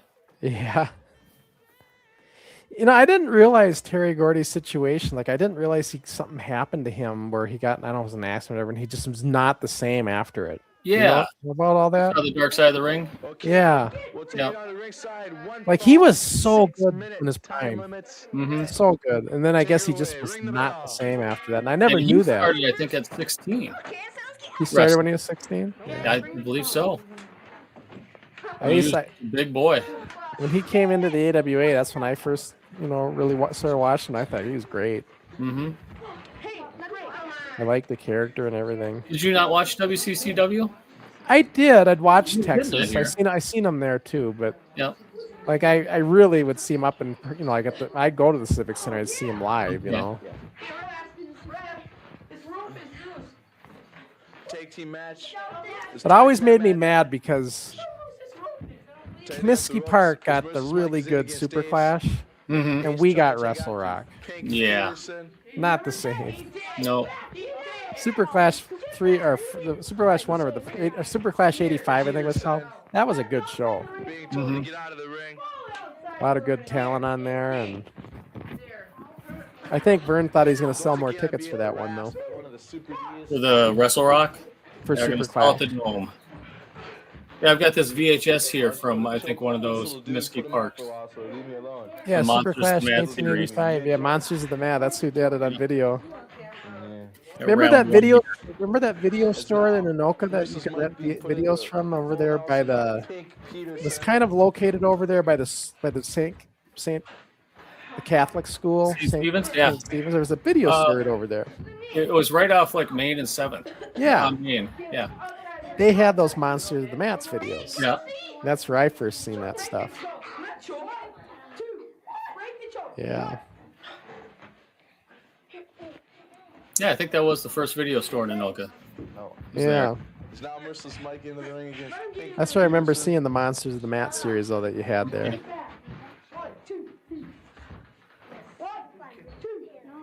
That would have been the late 80s when I went there. Mm-hmm. I also remember, you remember Comb Liquidators? No. It was like a liquidator, kind of like a Big Lots kind of place. Yeah. And they were on University Avenue in Columbia Heights. Okay. In that strip mall where there's a grocery store and everything. On 45th and University, somewhere around there. All right. 44th. Comb Liquidators. And I remember going in there and they had just bins full of those AWA All-Star Wrestling tapes. Oh, really? Sergeant Slaughter, the Road Warriors, all those ones. And I got those right next to it. Yeah, all those. I'm missing the Larry Zbyszko. Really? So I think that was the last in the line. It was Larry Zbyszko. Yeah, I had a few of them for a while. I don't think I have many more, but yeah, I've been able to collect all of them except for that one. I'm waiting. I see it on eBay, but I'm waiting for a better price. Yeah. It's most around $20, and VHS tapes really shouldn't be that much. Trouble is, though, those aren't going to stay good forever. You know that. That's the thing, yeah. They're going to deteriorate, and then really that's just a display item. And what I have on VHS somewhere, I still have the tapes. I tape traded with somebody and got all of the. Remember the AWA All-Star Wrestling that Greg Gagne did, where they just did look back at old wrestling stuff? Him and that other guy did it. Was it with Eric Bischoff? It's either Eric Bischoff and there's this other guy that he did it with too. He dressed in like jogger clothes, like windbreakers and stuff. They had this really like. Yeah. Anyways. Ralph Strangis, I think. Yeah, Ralph Strangis. I could be. Yeah. And they'd always do these flashbacks. They would just look at old stuff. Mm-hmm. That's what All-Star Wrestling turned into after the AWA folded. It turned into that. Yeah. And I got all of those episodes that I tape traded with somebody who recorded really good quality of them. I should transfer those. I have transferred my copies of those onto DVD. Did you? Yep. Then they did all those pay-per-views for a while. Remember? The whole pay-per-view series. There was some really good stuff in there. Mm-hmm. And I used to have a lot of that on video. I don't know if I do anymore. Yeah, in their dying days, they also put out like a series where they had Sergeant Slaughter and the Road Warriors from their AWA. Yep. And they did a Hulk Hogan one too. There it is. Yeah, Hulk Hogan highlights. These were put out, I believe, in '91. That Hogan highlight though, The only thing I don't like about it is it's Lee Marshall commentating the Nick Bockwinkel Hogan match. Oh yeah, which that's he not, wasn't there at the time, was he? he? Was not there. No. So I don't know why they did that.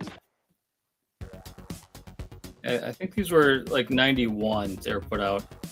Yeah, that sounds about right. And they're trying to get some money off the popularity of, and they even use this picture of Adnan, which I think was from WWF. Probably.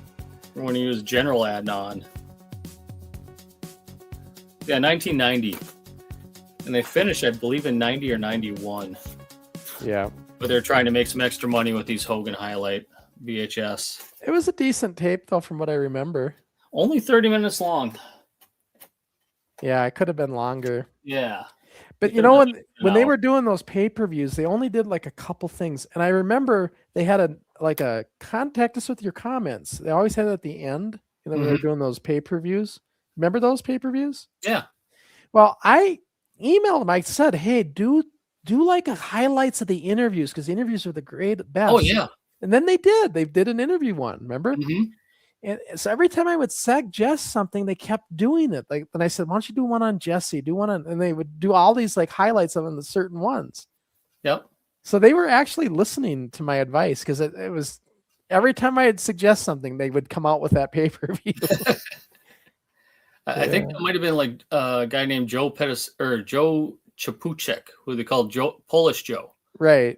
Because he got a job with the AWA in the late 80s, right out of high school, or I think he might have went to Brown and then got the job working there. So Polish Joe did a lot of that stuff, I think, at the end. Yeah.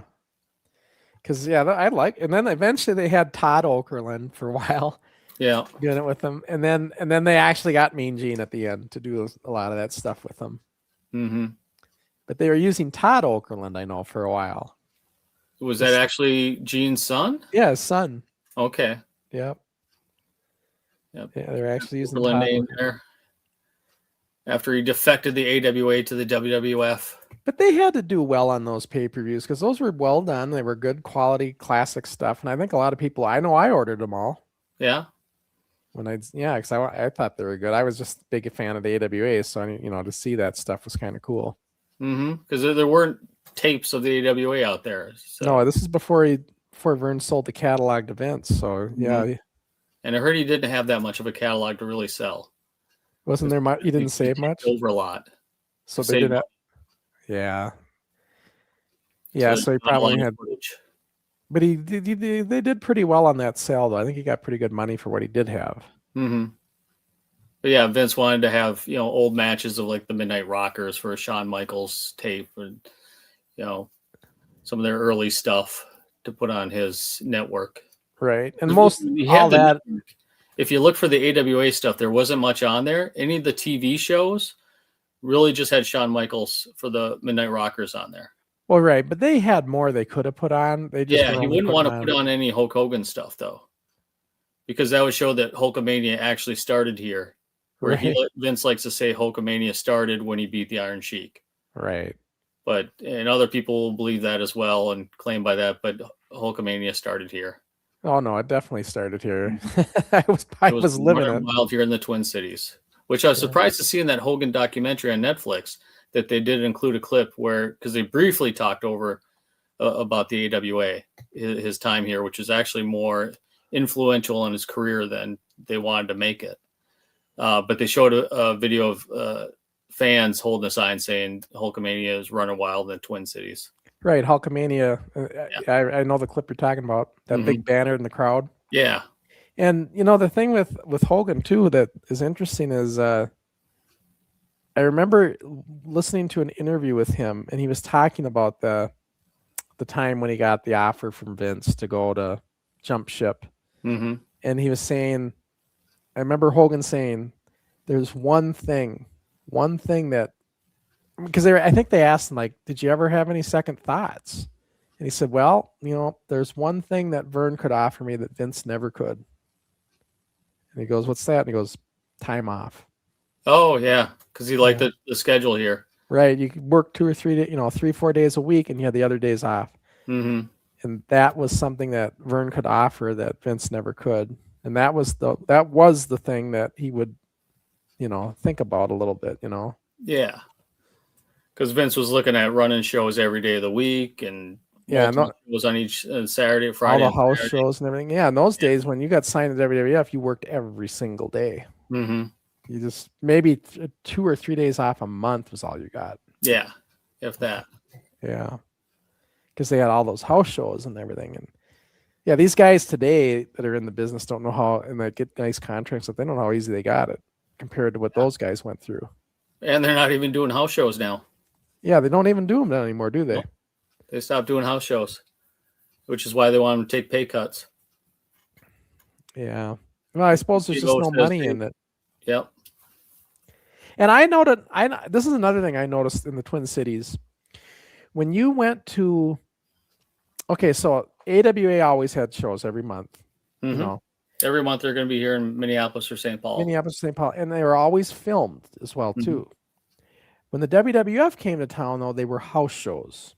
So they were not filmed. And I noticed, and I would go to all of it. I'd go to the AWA shows, and then I'd go to the WWF ones because I was, a fan. Sure. But I noticed a huge drop-off in quality on those WWF house shows compared to the ones that are televised for WWF. The matches just were not as entertaining. They were clowning around. They weren't wrestling. They weren't, in and out of the ring, just playing grab ass, not putting on a good show. And I noticed that. Yeah. And I was always mad. I'm like, God, this sucks. But then I realized that, they knew, the guys knew, the boys knew, hey, if the cameras aren't here, this is a night off for us because we don't get any nights they can do whatever they want. Yeah. Right. Because they don't get the time off, they were taking that opportunity to take it easy. And I didn't realize that. I just realized, like, you guys are not putting on a good show. Yeah, they're not sticking to strictly wrestling, that they're going to, a strict time limit for TV, but they're out there having, a little bit more fun. And I think that's what could make house shows more fun, is you're not seeing just what the TV show. So they can have, be a little bit entertaining in a different way. Now, the AWA, on the other hand, this is on their dying leg here at this point in the late 80s. They would do like ESPN tapings and stuff here. And what they would do is, because they couldn't get the crowd, I remember being at the Civic Center, they're like, guys, what we'd like you to do is, if you can, everybody move into these sections. And they had everybody move to make it look so that where the main cameras make it look more full. Uh-huh. Yeah, I remember that. And that was sad times seeing the AWA go down. But yeah, the only big show that I went to for AWA was Twin Wars 90. I was there too. It was at the St. Paul Civic Center. Yeah, Ric Flair against Brian Pillman. Yep. Yeah, and it was a very small crowd there. Yeah, and I thought that would have done better with Ric Flair being on the show. That's what they were hoping for. Yeah, and I remember I don't know if you know the backstory, but the reason that happened was because it was a talent swap. Vern gave them the Destruction Crew to use, and Jim Crockett, they wore the mask, Minnesota Wrecking Crew or something. Yep, Minnesota Wrecking Crew too. And so for doing that, then they got Ric Flair and Pillman for that show. It's kind of like a talent swap deal. Yeah. And that's where I met me and Troy, we were in the back, we got in the back locker room for that show. Oh, nice. So we were in the back, and I remember Ric Flair, was coming through, and Troy wanted to get his picture with Flair, and it's like, hey, Flair, can I get a picture? And it's like, all right, make it quick, guys. So he wanted to, I think Flair just wanted to get to a party or whatever. Right? Probably, yes. So yeah, he got a picture. I didn't get enough time to get my picture with Flair, but Troy got it with quick him. enough. And that's when do you remember that guy, that manager that was managing Tully Blanchard on that show? His name was, he's a big fat guy, and he's a piece of shit. His name's at the tip of my tongue. But he was Tully Blanchard's manager, and he was gay. And the only reason I know he's gay is because, so he's walking. So we got in the back because we knew Eddie Sharkey or whatever, and we were working for Eddie, and we got in the back. But then this guy, this manager guy, doesn't think we belong back there and kicks us out, tells us to get the hell out of there. Really? Yeah. So he kicked us out. But then he learned that we were working for Eddie Sharkey. And I remember this big fat slob guy. God, I wish I could remember his name. try to look it up here if I can. Yeah, Tully Blanchard's manager. He had a really he was just a flash in the pan. He wasn't around for long. Because I'm not like recalling. Let me see if I can. Tully Blanchard, manager, AWA 1990.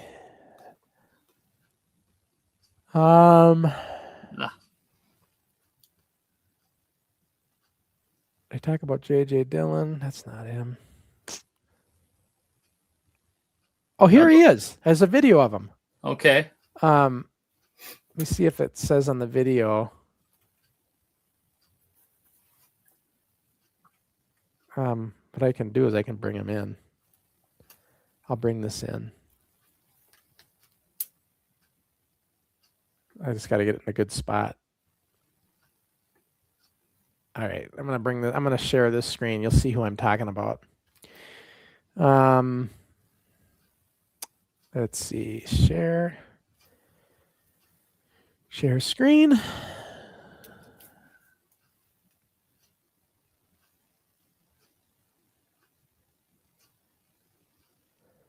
Tell me if you can see this. You see that?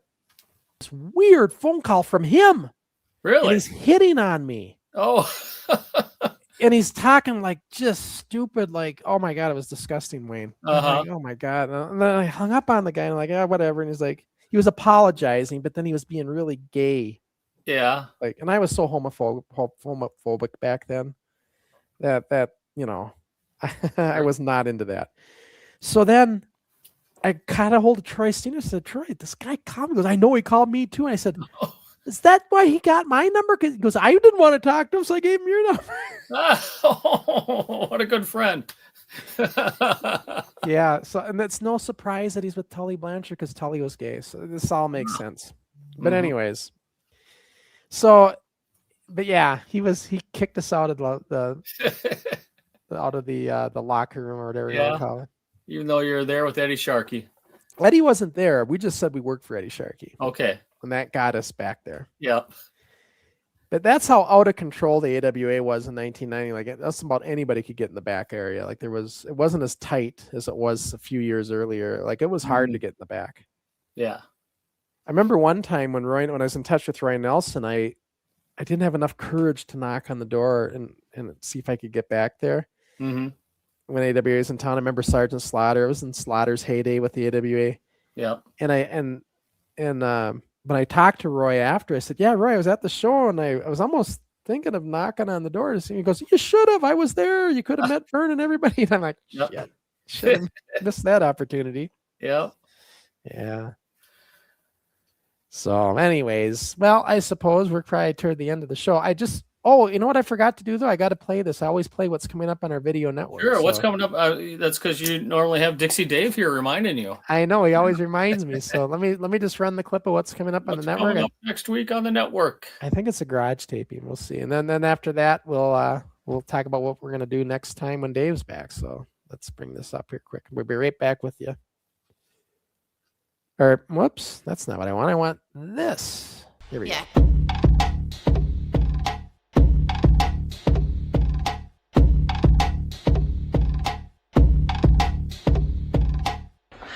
Well, I'm not worried. I know we'll beat them because they look like they're tough.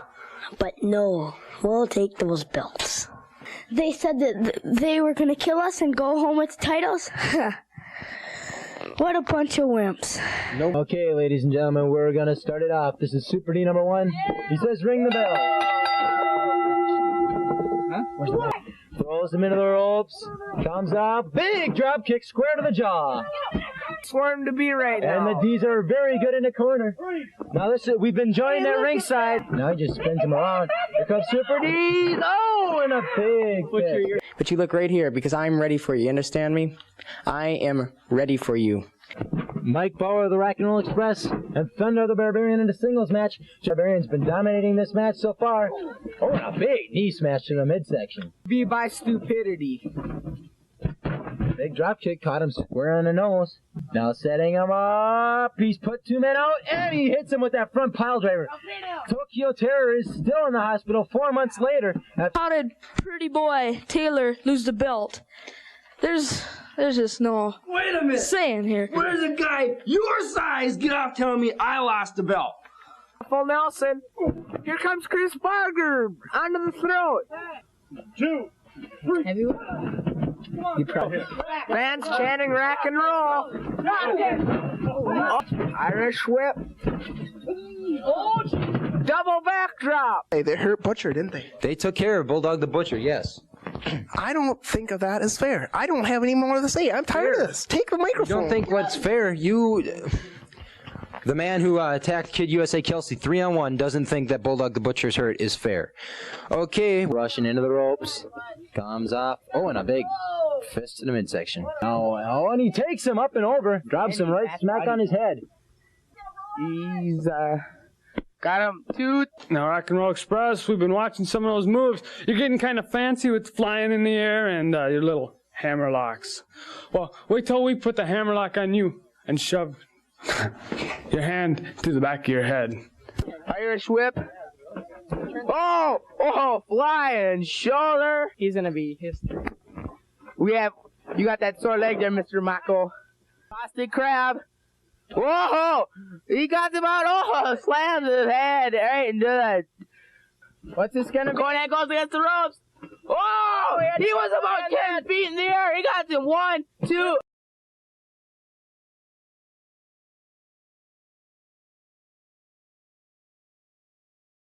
It's about 10 feet in the air on that one. The days with the short shorts. Oh yeah, the 80s shorts that we were wearing back then, which are I think coming back now. I've seen some people out. Seems like everything comes back after a while, doesn't it though? No, everything comes back around. Yep.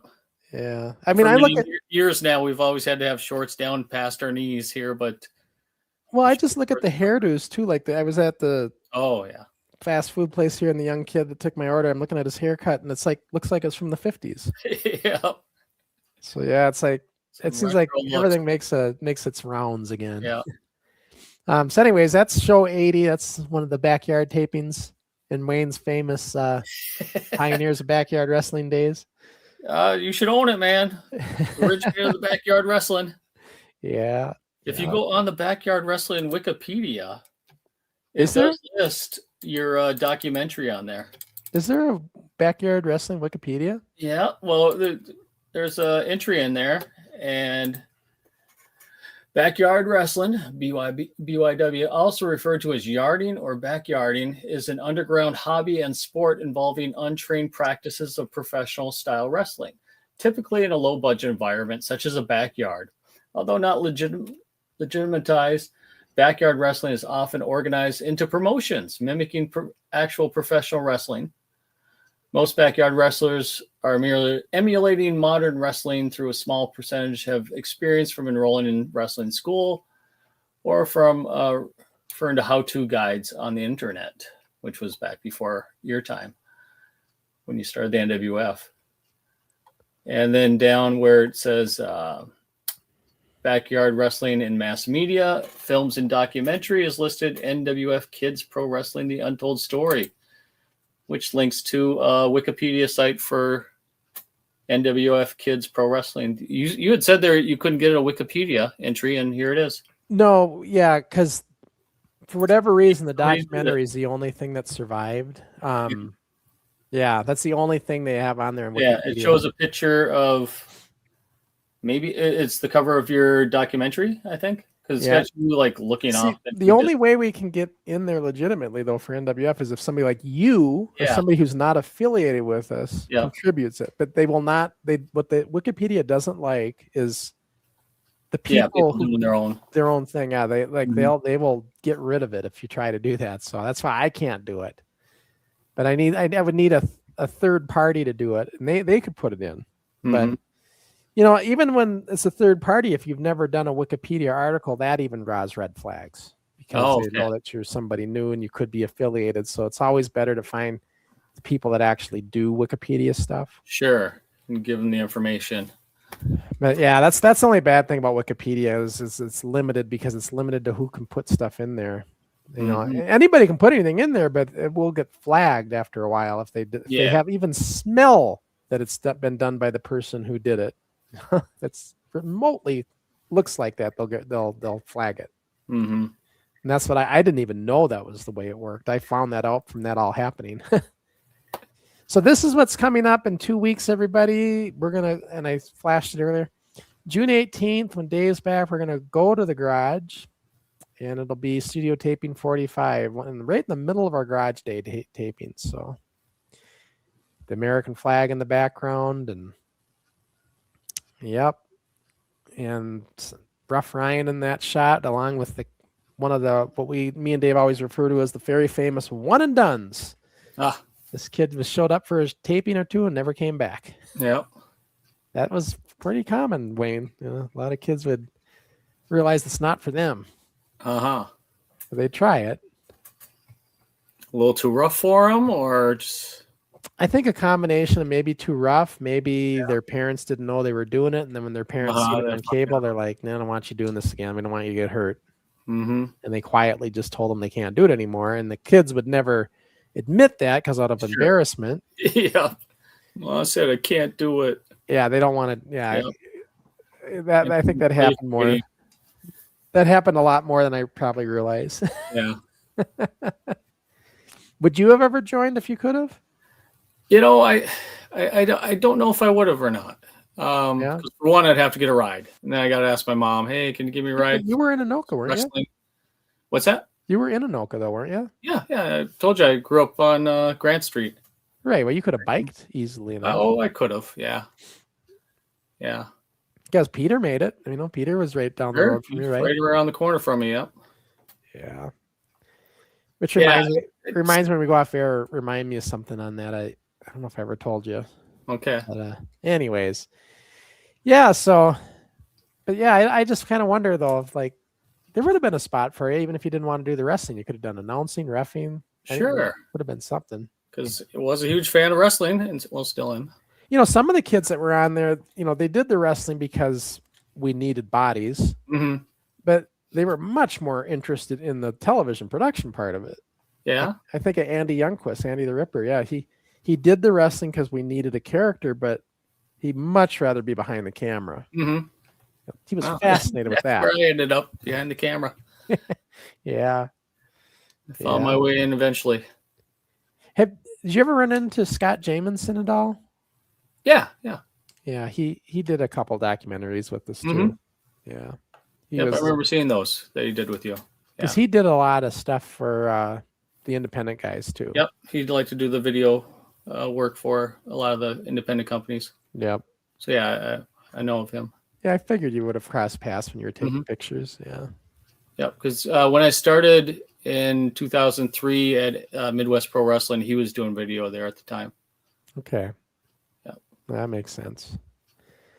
All right, guys. Well, thanks for joining us. I know most of you are going to see this in replay. Like I said, we'll be back in a couple weeks. Dave will be back. The reason Dave wasn't here today is his daughters. He's going to pick them up because he gets to see his daughters this weekend, and so he's off of work, and he's going to pick them up. And I think Dave gave me like a 8-week notice, unlike Ricky Henry, who gives me like a 2-day notice. Well, hopefully I was a suitable replacement for Dixie Dave. Oh yeah, you were fine. But Ricky, when he ever does come back on, he's got some explaining to do. He lost the NWF belt. Yeah. And we'll see what he has to say. So he'll be coming up, guys. And part of the reason Ricky's not on those because he's testing for college and stuff, and he's super busy with all that stuff. So I think he said the end of the month here he's gonna try to come back. So. Unless he's turned into the chicken kid, between that and his girlfriend, the head over heels kid, first time girlfriend. He said, "I remember that." Yeah, you remember that. That's why I can relate. I mean, I know what I'm not gonna be too hard on him. Yeah. Right under my name there is my Instagram handle there. Oh yes, check out my Instagram.